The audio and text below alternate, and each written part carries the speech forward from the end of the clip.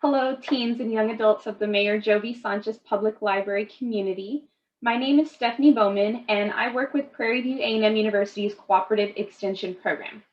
So what I do in my job as a Family and Community Health Extension agent is I teach about topics that affect the health and wellness of adults, youth, and families. So I'm excited to talk to you all today about a topic that relates to nutrition.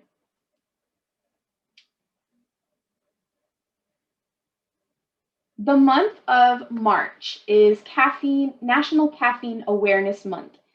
And the idea of this is to spread awareness of the amount of caffeine that people consume every day. So today I want to talk about energy drinks.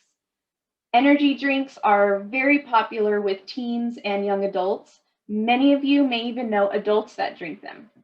However, energy drinks can be very dangerous because of the high amounts of caffeine that you ingest when you drink them. Even scarier is the fact that these energy drinks are heavily marketed and promoted to young people who are more at risk for experiencing the negative side effects of drinking them. So here are a few examples of energy drink advertisements. So as you can see, most of these ad campaigns tend to use the same tactics or the same themes to make us as consumers believe that we need these drinks and ultimately to convince us to buy them and to become loyal customers. So you'll often see professional athletes or celebrities endorsing these energy drinks, and you'll see the same themes of power and fire and vitality. And you can see those concepts here in these examples. They all tend to kind of look and feel similar. So what exactly is an energy drink? I've included a list of drinks on this slide here, and some of them are very popular ones. But what makes something an energy drink? What sets them apart from other caffeinated drinks? So beverages in this category claim to enhance performance. They also contain caffeine, and many also contain other non-nutritive stimulants, B vitamins, amino acids, and additives. So the key word here is non-nutritive. This means that they don't provide any nutrients to your body. In fact, if you've ever taken a look at a nutrition label on an energy drink can, which you'll see an example on this slide at the far right, you might be surprised at how many ingredients they have. A good rule of thumb is that if you cannot pronounce the ingredients on a label, it's a good indication that it's not something you should eat or drink. So I also want to point out that lattes, sports drinks like Gatorade, sodas, milk, and juice, these are not considered energy drinks. Even though some of these do contain added sugars and caffeine, they don't make the same claims about enhancing performance like energy drinks do. So why do people drink these energy drinks? Many times it's a social thing. If you see people around you drinking them, it might make you more curious and want to try them. It could be just for the energy boost. You know, some people might just want that rush of energy or that boost of energy. For example, students that may want to stay up late studying might rely on those energy drinks to stay awake. It could also be a weight loss. It could be for improved concentration.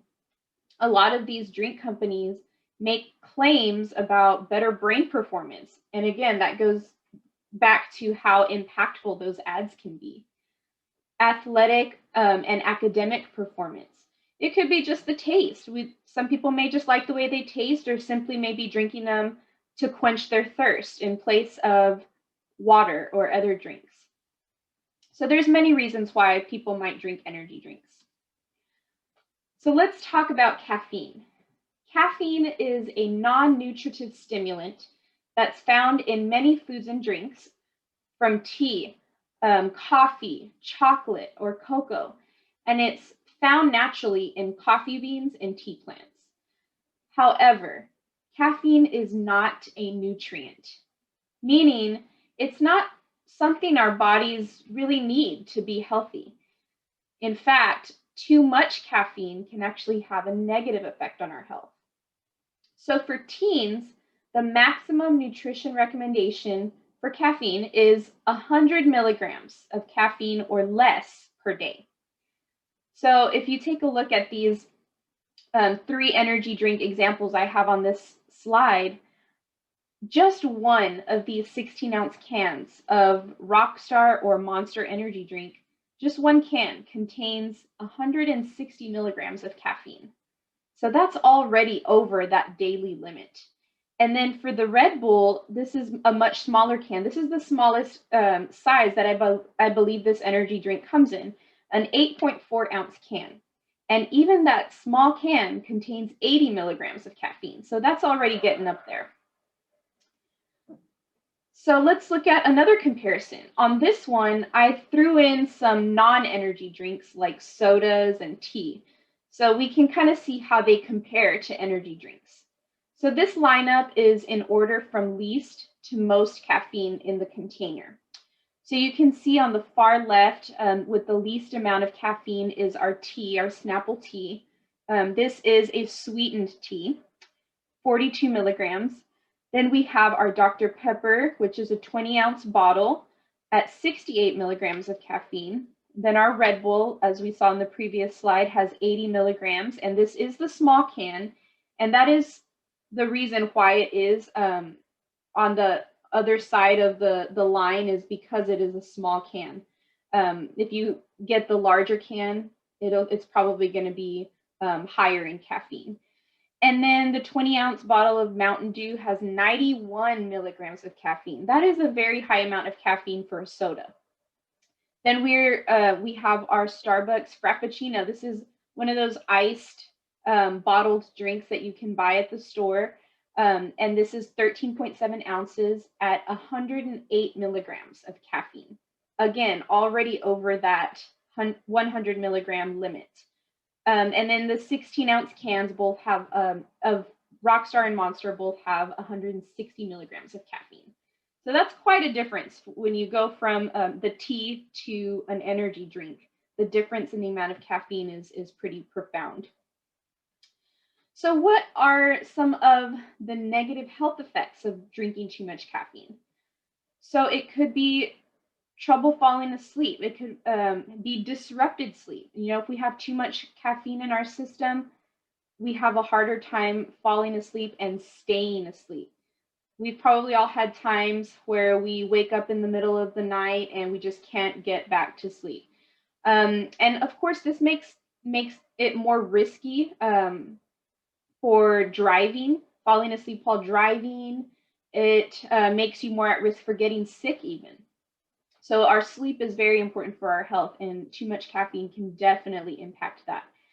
Nervousness, it could be irritability, upset stomach, increased blood pressure, flushed face, trouble concentrating, fast or uneven heartbeat. That's one of the more scarier symptoms of overconsumption of caffeine, is it can really affect your heart. And it is a stimulant. So caffeine can also become an addiction. Our body can become dependent on it if we abuse it. So let's take a look at how our body can react if we do become addicted to caffeine. Many people who are dependent on caffeine for daily functioning experience withdrawal symptoms when they don't have it. So headaches, it could be tiredness. After a short energy rush from caffeine, it's very common to have that crash afterwards. Decreased alertness. Again, this can be a dangerous symptom while we're driving. It could even be flu-like symptoms like muscle pain or nausea. Irritability. How many of us know someone who's just not a happy camper in the morning if they haven't had their morning coffee? So it could be irritability, could be a withdrawal symptom too. And finally, depressed mood. So all of these are symptoms of caffeine withdrawal. Now, I want to touch on another major ingredient in energy drinks, and that is sugar.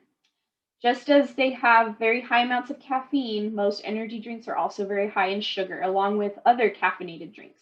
So, eating or drinking a lot of added sugar can also impact your health. The more sugar we eat, the more we crave. And this can lead to eating more sweet foods, right? We have that craving and it makes us want more and more. It can lead to weight gain. Excess sugar is stored in our body as fat. So eating or drinking too much can increase your weight. It can lead to diabetes. It also affects our dental health. So tooth decay and dental erosion. Consuming too much sugar also makes you full. So you tend to not eat those healthier, more nutrient-rich foods when we fill up on sugar. So just as we did with the caffeine, I want to show you another lineup of sugar amounts in the same drinks that we looked at before. So the amounts of sugar here are shown in teaspoons. I do want to point out that when you look for the sugar content on a nutrition label, it is shown in grams. In order to have a better visual of how much we're drinking, it's helpful to convert grams into teaspoons, which I've done here. So there are 4 grams in a teaspoon of sugar. So what you would do is take the number of grams from the label and divide it by 4. And that's how we come up with the amount of teaspoons of sugar. So notice that the order here is completely different from the caffeine comparison. Again, this is the order from least to most sugar in the container. So it might be surprising that sodas are on the high end of this lineup. In the other example with the caffeine, we saw that the energy drinks were the highest in caffeine. On this one, those sodas are coming up strong. So just because it might not have as much caffeine, you need to also look at the amount of sugar in the drinks that you're consuming and really just try to limit those. This slide here is showing what's called the go, slow, and stop method for categorizing foods and drinks based on nutrient value. So our go drinks or go foods are the most nutrient rich. So the drinks in this category are water and low-fat milk. So these are drinks that you can have anytime. The slow category is also called the sometimes group. So these foods and drinks do have some nutrients, but they also might have some added sugars or fats. So we should have these in moderation or sometimes. And the stop group represents the least nutrient-rich foods and drinks. So these are going to be, your typical junk foods and those sugary, sweetened drinks with little to no nutritional value. So you can probably guess that energy drinks would fall into this stop group. So we all have times when we do need that energy boost. And it's very easy to turn to those sugary drinks and foods for that quick fix. But what's important to remember is that the energy that comes from drinks like energy drinks is temporary. And this is from the added sugar and caffeine. And actually, it can cause a more tired feeling and other negative physical effects afterwards, just as we discussed in the previous slides. And this is because sugars digest very quickly in our body. So if not an energy drink, then what? What can we have that's going to give us that energy boost? Nutrient-rich foods and drinks can provide a better form of lasting and healthy energy. So here's just some options for healthy snacks that can increase our energy. We can have yogurt and fruit, cheese and whole grain crackers, milk and half a sandwich or even a whole sandwich, veggies and hummus dip. My personal favorite, a banana with peanut butter, and a hard-boiled egg with 100% fruit juice. All of these healthy snacks are nutrient-rich options that are going to give you longer-lasting energy. So in summary, Caffeine abuse and addiction is widespread and it's on the rise, especially with teenagers. Energy drinks provide no needed health benefits and can actually be harmful to your health. And then nutrient rich snacks and drinks provide lasting energy and other health benefits for better performance, healthy skin, hair, teeth, nails, and weight management. So, our tip of the day is to mix and match nutrient rich foods to make your own energy boost, as opposed to drinking those sugary caffeinated energy drinks.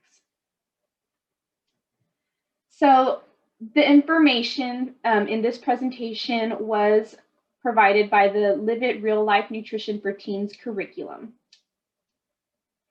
And I want to thank you all for your time and attention today. Please feel free to contact me with any questions or for more information. My contact info is on this slide. And I wish you all a safe, happy, and healthy day. Thank you.